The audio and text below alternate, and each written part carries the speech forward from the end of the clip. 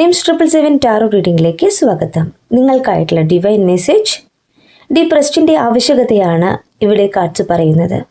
4 of sorts കാർഡാണ്. നിങ്ങളുടെ എനർജിയാണ്. താൽക്കാലികമായിട്ടും എല്ലാ തിരക്കുകളിൽ നിന്നും നിങ്ങൾ മാറി നിൽക്കാനായിട്ട് ശ്രമിക്കുന്നു. ഇവിടെ നിങ്ങളുടെ കാര്യങ്ങൾ ഫോക്കസ് ചെയ്തുകൊണ്ട് മുന്നോട്ട് പോകുന്നു എന്നാണ് പറയുന്നത്. സെൽഫ് ലവ് ചെയ്യുകയാണ്. 6 ഓഫ് കപ്സ് കാർഡാണ് സെക്കൻഡ് കാർഡ്. നൊസ്റ്റാൾജിയാണ് കാണിക്കുന്നത്. പാസ്റ്റിലെ വ്യക്തിയെ ഓർത്തെടുക്കുന്നു.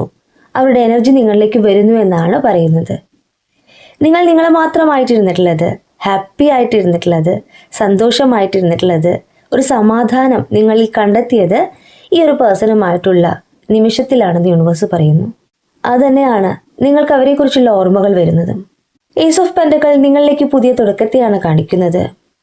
നിങ്ങൾ മാനിഫെസ്റ്റ് ചെയ്യുന്ന കാര്യം നിങ്ങളിലേക്ക് സാധ്യമാകാൻ പോകുന്നു. ന്യൂ ഐഡിയ നിങ്ങളിലേക്ക് കൊണ്ടുവരുന്നു.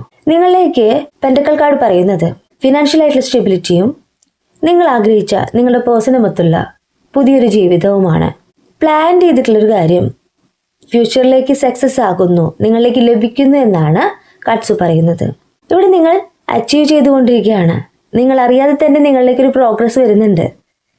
നിങ്ങളുടെ മാനിഫെസ്റ്റിംഗ് പവർ തന്നെയാണ് നിങ്ങളിലേക്കൊരു പ്രോഗ്രസ് കൊണ്ടുവരുന്നതും. ഇതൊരു ട്വിൻ ഫ്ലെയിം കണക്ഷൻ തന്നെയാണ്.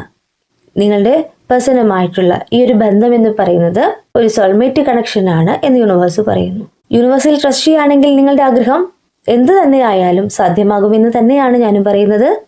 പോസിറ്റീവ് തിങ്കിങ് മാത്രമാണ് ഇവിടെ ആവശ്യം.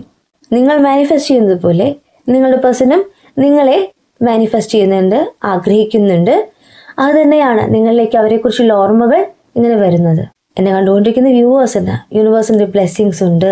പോസിറ്റീവായിട്ട് തിങ്ക് ചെയ്യുക, മാനിഫെസ്റ്റ് ചെയ്യുക, നിങ്ങളുടെ കാര്യങ്ങൾ നേടിയെടുക്കുക.